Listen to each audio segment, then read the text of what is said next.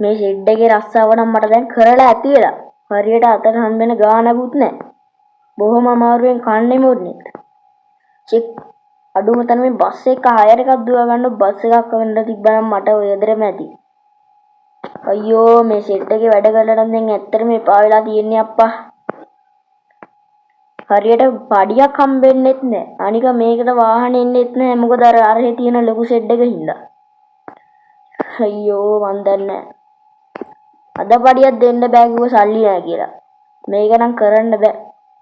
ඊට වඩා හොඳ කුලී වැඩකට යනවා. ෂි අර බස් එකක්වත් අල්ලගන්න තිබ්බනම් එපා වෙලා ඉන්නේ දෙන්න. මේ කඩෙන් තේ එකක්වත් බීලා යමු. ඈ අර මොකක්ද අර? බස් එක නේද? පොඩ්ඩක් ඉන්න. මේක මීට කලින් මම දැකලා නැහැ මෙතන තියෙනවා. ඈ? මේකේ බපරෙකුත් නැහැ. ස්ටාර්ට් එකේ තියෙන්නේ කාගෙද දන්නේ නැහැ. තාම හොඳට තියෙනවා මේ ශ්‍රී ලංකා කොඩිය ගහලා. වා.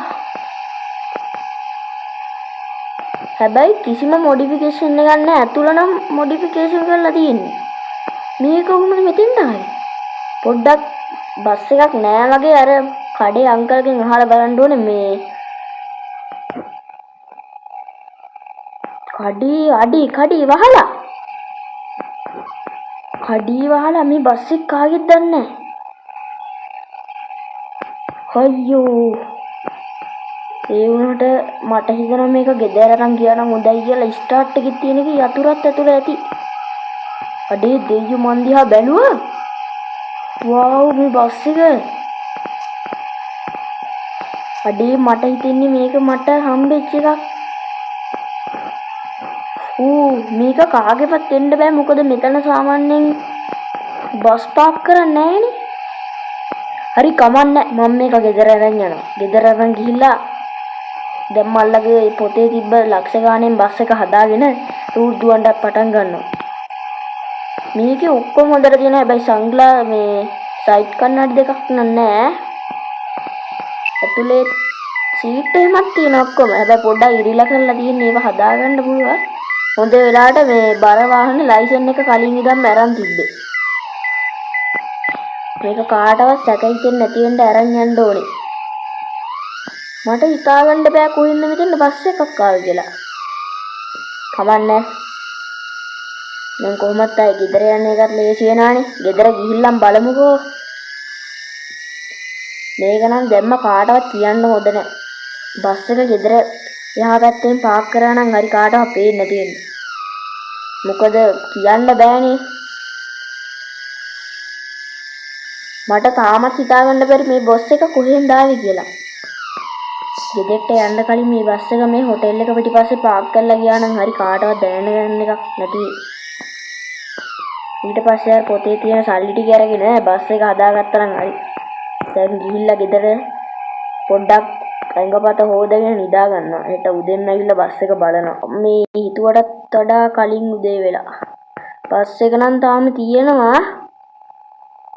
මට හිතෙන්නේ මං බස් එක හදාගත්තා නම් හරි මේක කාගවත් අයිතිකාරයෙක් වෙන්න බෑ. මොකද නම්බර් එකක්වත් ගහලා නැහැ කාගේවත්.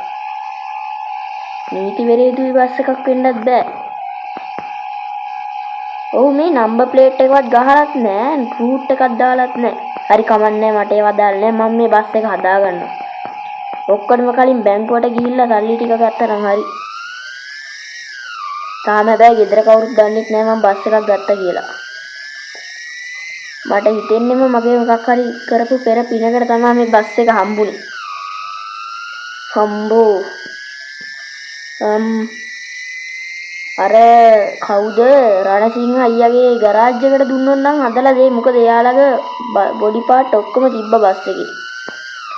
පොඩ්ඩක් අපි අහලා බලමු. දීත් දන්නේ අයියා ගෙදරද?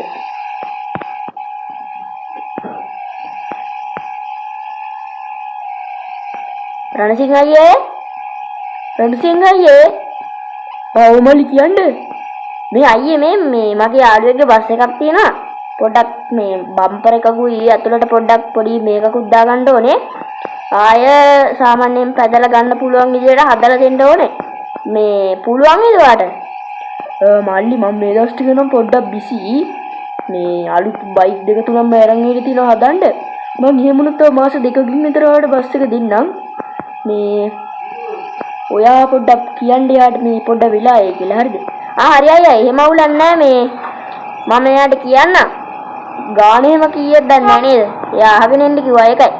මල්ලි ගාන නම් තාම කියන්න බෑ මේ අපි පොඩ්ඩක් ෂුවර් කරලා බස් එක ගන්න කලින් දවසේ මම ඔයාට කියන්නම්. හරි අයියා එහෙනම් මං ගිහිල්ලා එන්නම්. හරි මල්ලි හරි. අයියේ කියන්න. මේ මල්ලි මේ බස් එක නම් අදලා ඉවරයි. ගාන නම් ලක්ෂ 3ක් වෙන්නේ හරිද? මේ එයාට පොඩ්ඩක් කියන්න අපි හෙට දිහාට එයාට බස් එක ගන්න පුළුවන් කියන්නේ. හරි අයියේ මං කියන්නම්. මේ එයා කිව්වා එයාට එන්න බැරි වෙයි ඉන්න මට බස් එක අරන් යන්න කියලා. අවුලක් නැහැ නේද? මං එයාට ගිහින් දෙන්නම්. හරි මල්ලි ප්‍රශ්නයක් නැහැ. අඩේ මීයාර බස් එකමද? මට නම් හිතා ගන්නත් බෑ. ස්පොයිලර් එකකුත් ගාලා. ඉනිමකුත් ගාලා. අඩේ ලස්සන. බලු වැටුකුත් ගහලා. අර ජනේලකින් තියෙන මේ කම්බි දෙකක් ගහලා. බම්පර් එකකුත් ගහලා. අනේ මේක නම් අවුලක් නැහැ. සුපිරියට හදලා දිනා. ලක්ෂ 3ට නම් පාඩු නැහැ. ඉතින් අයියාගේ අතින් දාන්නේ හදලා තියෙන්නේ. පොඩ්ඩක් ගිහලා හම්බෙමු බලන්න. රාජින් අයියේ. මල්ලි ආවද?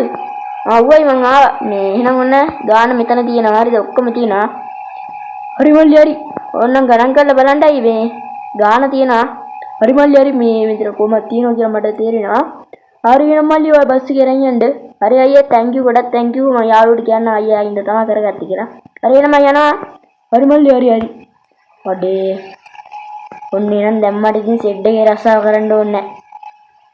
මට දැන් රූට් දිව්යාගේ බස් එකේ සුපිරියටම හදලා ඇතුළත් හොඳටම හදලා සන්ග්ලාස් දෙකක් නම් දාලා නැහැ. මං ඒ වුණොත් ඒ දෙක පස්සේ දාගන්නවා. වාව්.